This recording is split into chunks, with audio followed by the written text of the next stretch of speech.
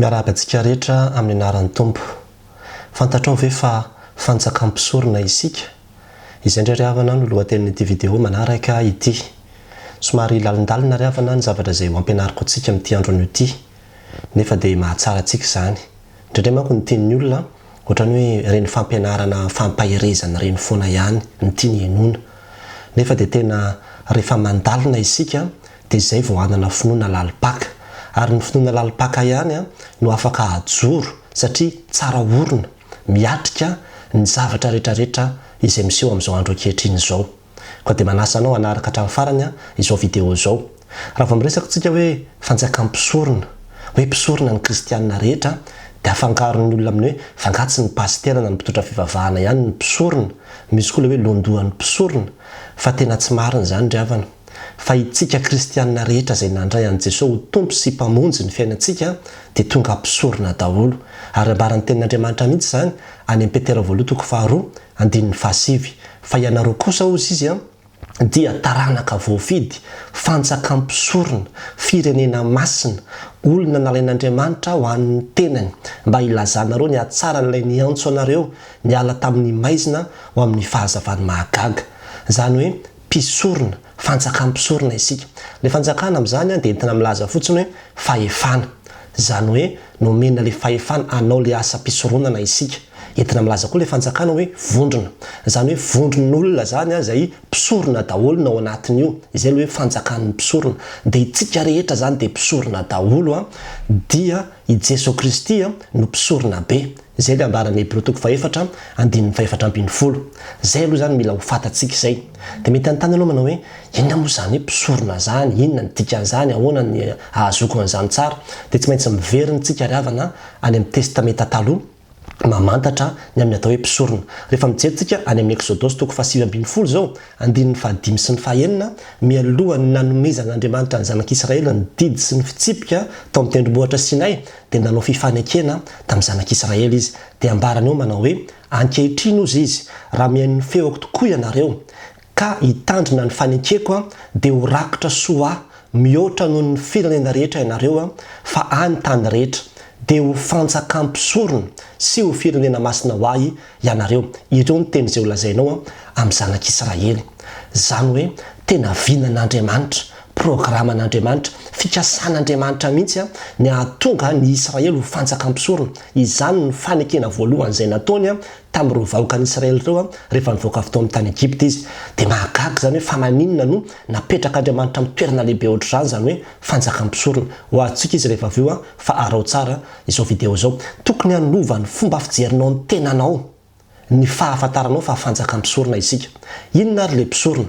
Ny mpisorona rehefa jerevantsika ihany koa ny teniny any amin'ny testamenta taloha dia zavatra voalohany izay tsara ho fantatsika dia ny hoe ny mpisorona io dia tsy ny olona rehetra akory no lasa mpisorona, fa misy taranaka voafidy. Izany hoe ny taranaka iarona ihany no tonga mpisorona.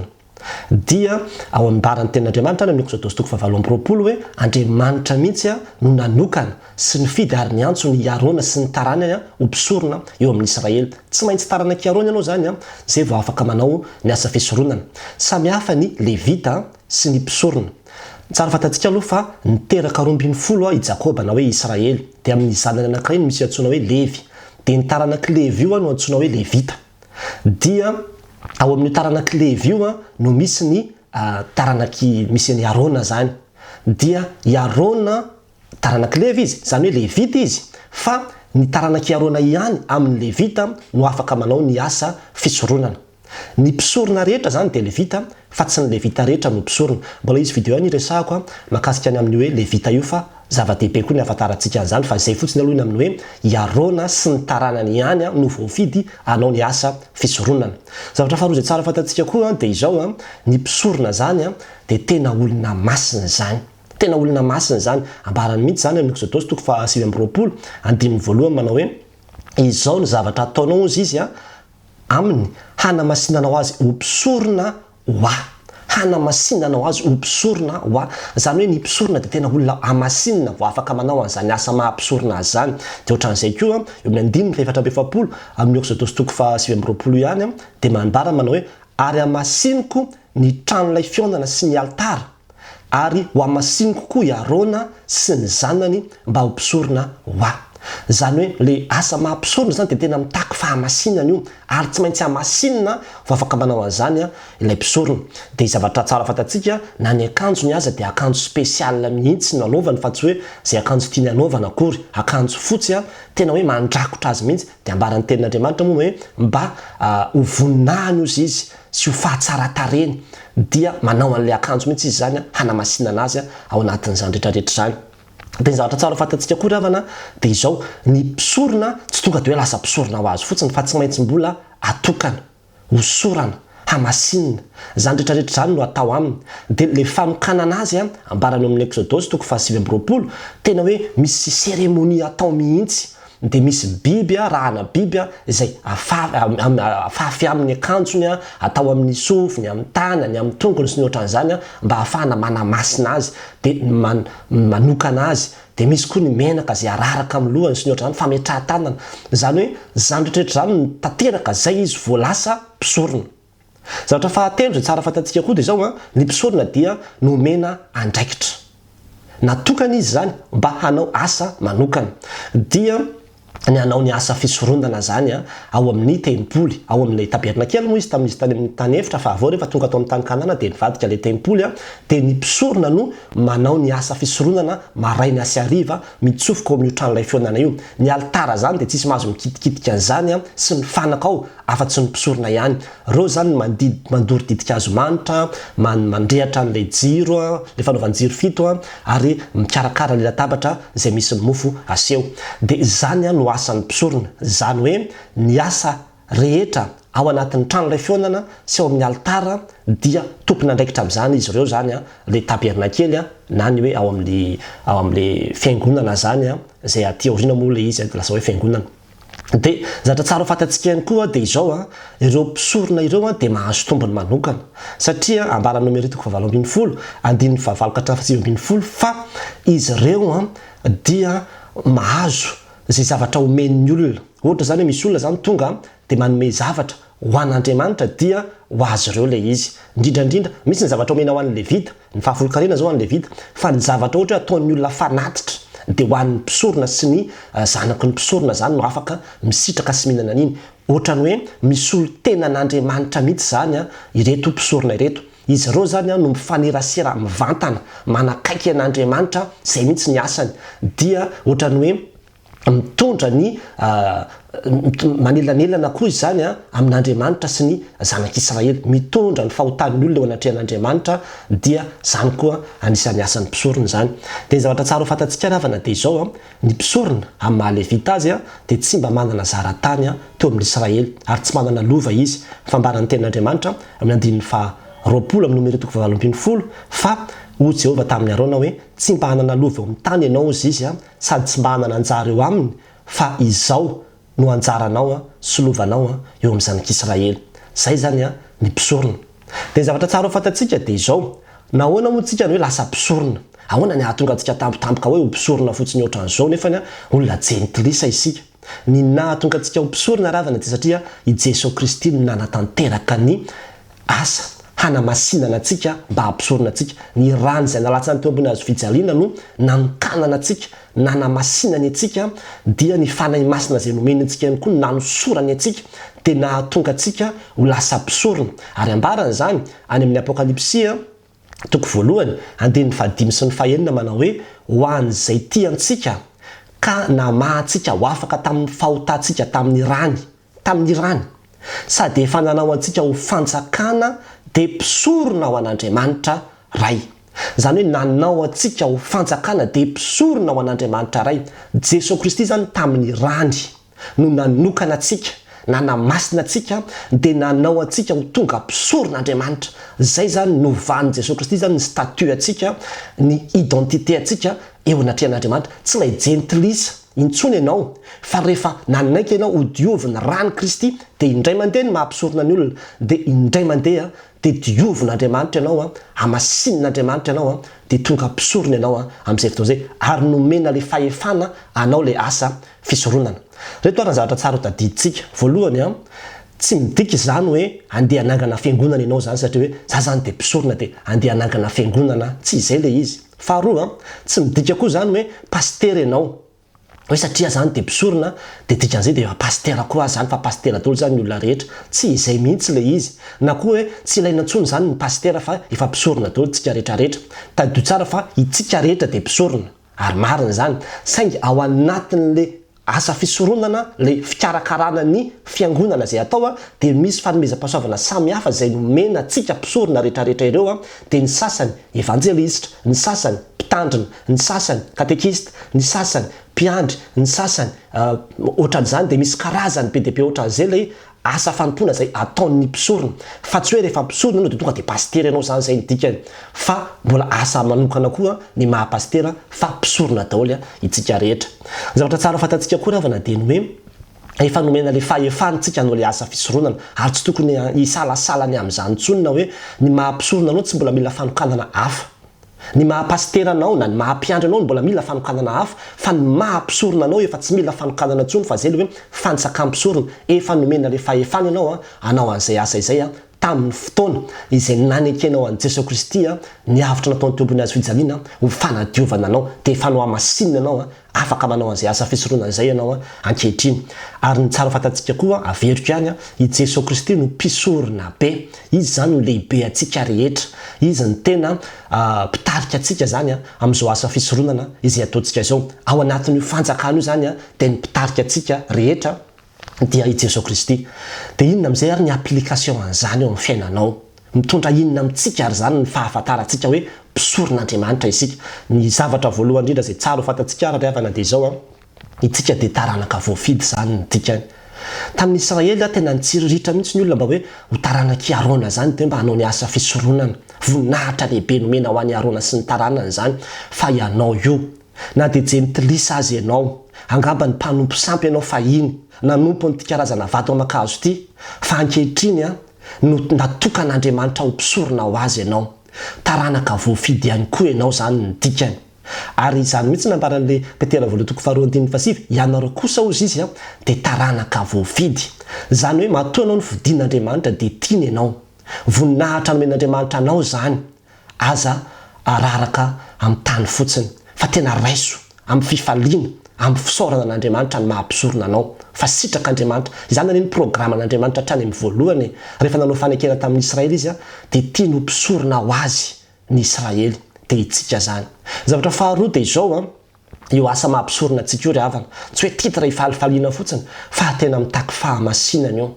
Ianao zay mpisoron'Andriamanitra, ianao zay kristianina efa nidioviny Kristy tamin'ny rany no amasinina ianao mandeha amin'izany fahamasinana zany ve ny fiainantsika tsy ankatahana ntsony le fahamasinana natadiavina fa efa nomena antsika ny anjarantsika de ny miaina le fahamasinana fotsiny sisa mandeha araka le fahamasinana zany hoe amin'ny fitondrantena, amin'ny akanjo, amin'ny fitafy sy ny rehetrarehetra manana le fahamasinana ve ianao, iainanao ve le fahamasinana zay efa nomeny Kristy anao. Fa raha ohatra ka tsapan'ny olona ny alaliny mahampisorona azy miteny aminao fa na ny akanjo anaovany aza miova fa tsy akanjo mitanjatanjaka tsy manome voninahitra an'Andriamanitra tsy manisy fahamasinana fa tokony hanana fahamasinana isika ravana satria ny andraikitra mahampisorona atsika de mitaky fahamasinana, ny fifandraisantsika akaiky amin'io Andriamanitra io de mitaky fahamasinana io satria izay mihitsy ny mahatonga ny mpisorona hoe tsy maintsy hamasinina fa manantona an'Andriamanitra matetika izy, manantona le tranolay fionana izy de tsy maintsy hamasinina izy.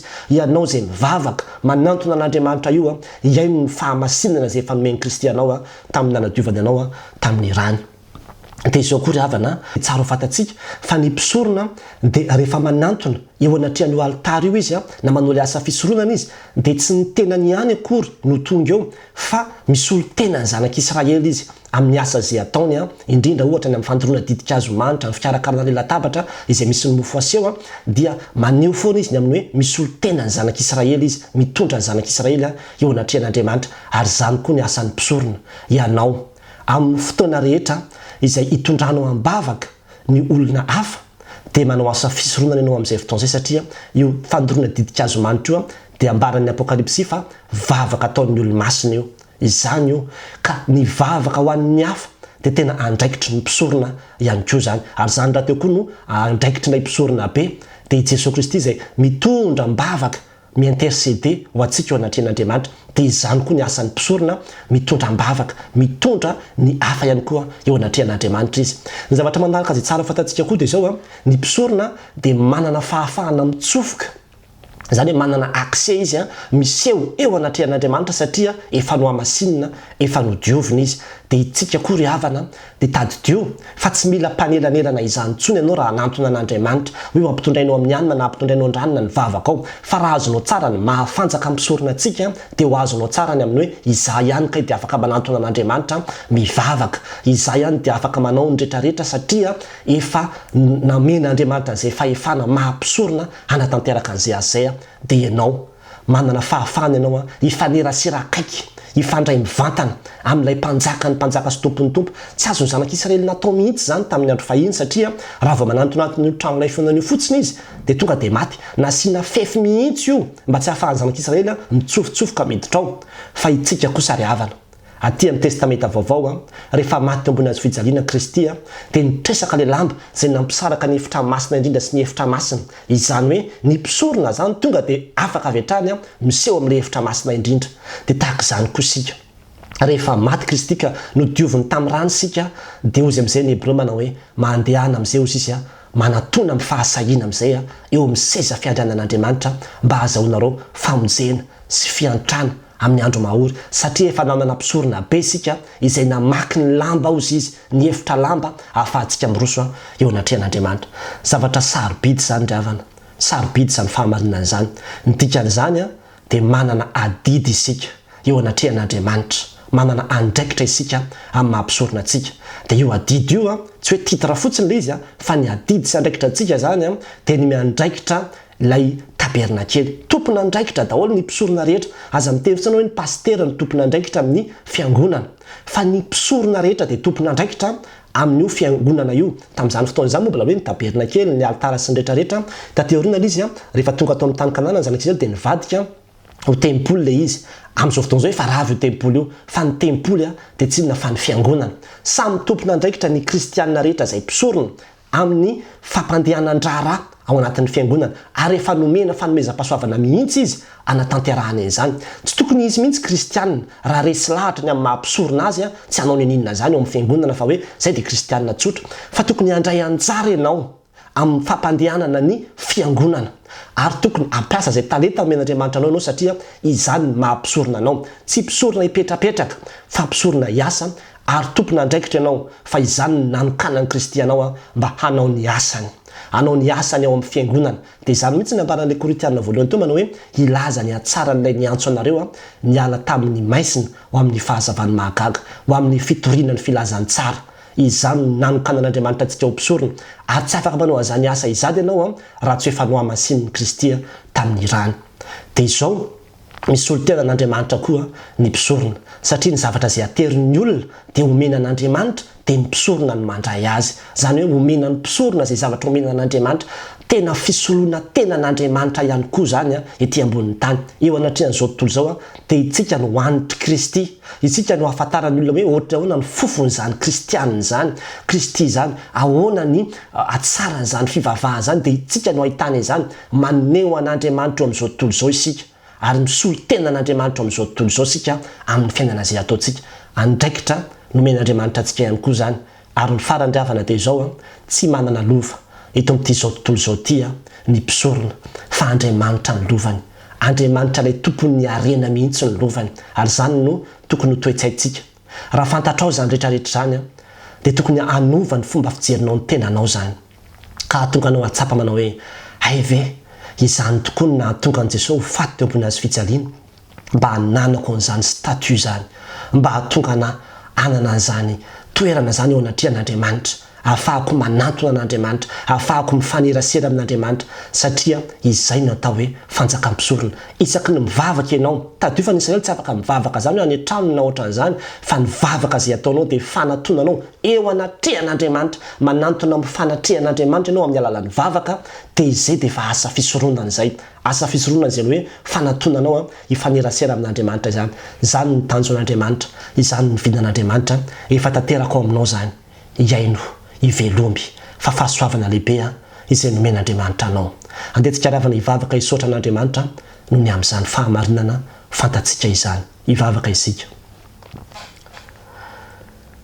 ry Andriamanitra raha izanaka fanay masonao misaotra midera mankalaza anao zahay fa izany tokoa no fitiavanao aseho anao aminay, ny fidiananao anay tao anatin'ny maro ka nahatonga anay ho mpisorona dia ho mpisorony ny avy indrindra, mpisorony ilay mpanjaka ny mpanjaka sy tompon'ny tompo.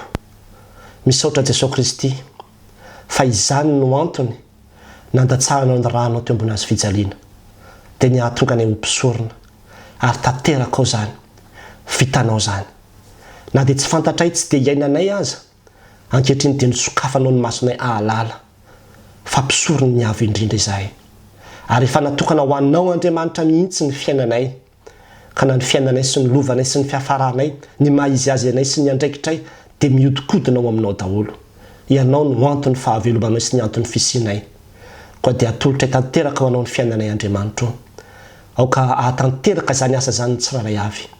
Ary ny fahamasinana izay efa nomenao anay tamin'ny alalan'i Jesosy Kristy izay nandatsaka ny rano teo ambony azy fijaliana, ataovy anay no mitondra izany, no mampiasa izany, no manderaka an'izany mba hisehon'ny voninahitrao eo amin'ny fiainanay. Dia misaotra Tompo fa tanteraka ao no mahafantsaka-mpisorona ny olonao, ary izahay izay miara-mivavaka eto izao dia efa mpisorony ny avy indrindra, ny voninahitra ny edo anao rery ihany. Misaotra indrindra raha eo. Amen.